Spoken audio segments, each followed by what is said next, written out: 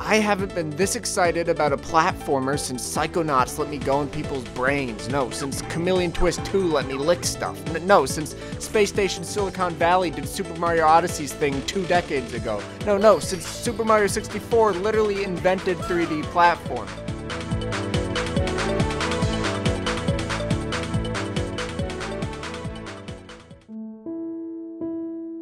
Now, I'm one of those people who has largely outgrown gaming. I haven't made a video in 3 months because I haven't played a game in 3 months. The excitement and wonder I once found in the medium has been taken over by monotonous experiences that brag about their sheer quantity, but all that quantity sucks massive wang to play. Damn it. Damn. Shit. If you haven't heard of Astrobot Rescue Mission, I don't blame you. It has all the makings of dogshit shovelware, a corporate mascot that matches the hardware to maximize sales, check. A generic title that seems to be picked from a grab bag of adjectives and nouns, check. Box art that screams I'm a soulless corporate product, check. Yet, when I bought Astrobot on an impulse after reading some rave reviews, I was instantly taken back to those magical moments of gaming as a kid where you can't vocalize anything other than, "This is cool." When launching Astrobot, it instantly feels familiar. The game has worlds, those worlds have levels, those levels are filled with hidden collectibles.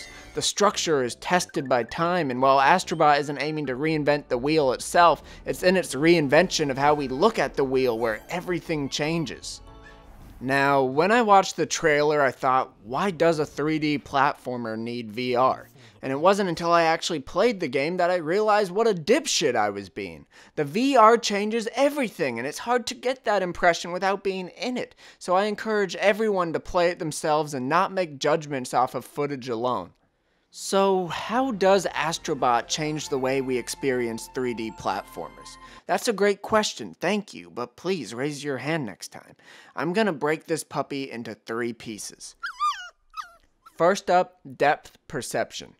Have you ever been playing a 3D platformer and you miss a jump 7 times just because you couldn't realistically gauge it with your own functional eyes? Better yet, have you played Super Mario 3D World? Do you have any clue how many times I died in that game just because my eyes weren't enough? Want to know how to fix that? Let gamers use this magical thing called actual depth perception that they possess in their own goddamn eyeballs. The maneuvers I felt comfortable making in Astrobot because of the VR blew my mind. In normal games where my eyes aren't enough, I don't feel comfortable jumping away from the camera. Yet in Astrobot, I was way fucking the fuck above it, way below it, 50 feet away, and even behind walls, and not once did I experience a cheap death because I thought I would land on a platform only to not to. I can't exaggerate how huge this is. I've played 3D platformers my whole life and have never experienced this confidence in the platforming itself.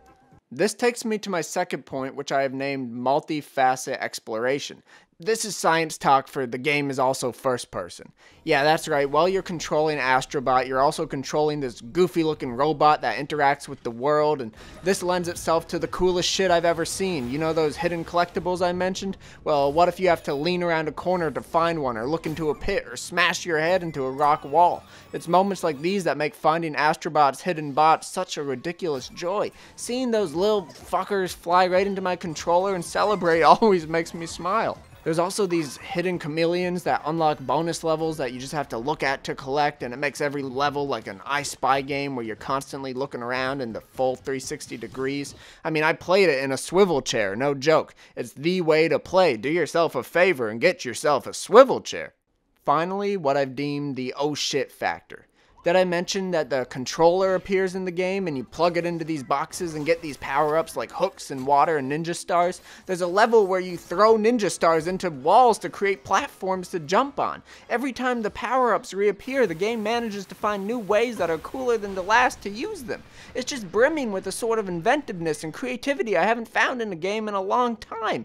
And the bosses, don't get me started on the bosses. You know in VR when something coming at you is so big you actually say, oh shit? Picture that, but it's also one of the best designed platformer bosses in years. It's taken a lot of willpower not to show you guys the last 2 bosses for spoilers' sake, but let's just say the game saves the best for last, and if you're like me, you're going to have the biggest, dumbest smile on your face facing them.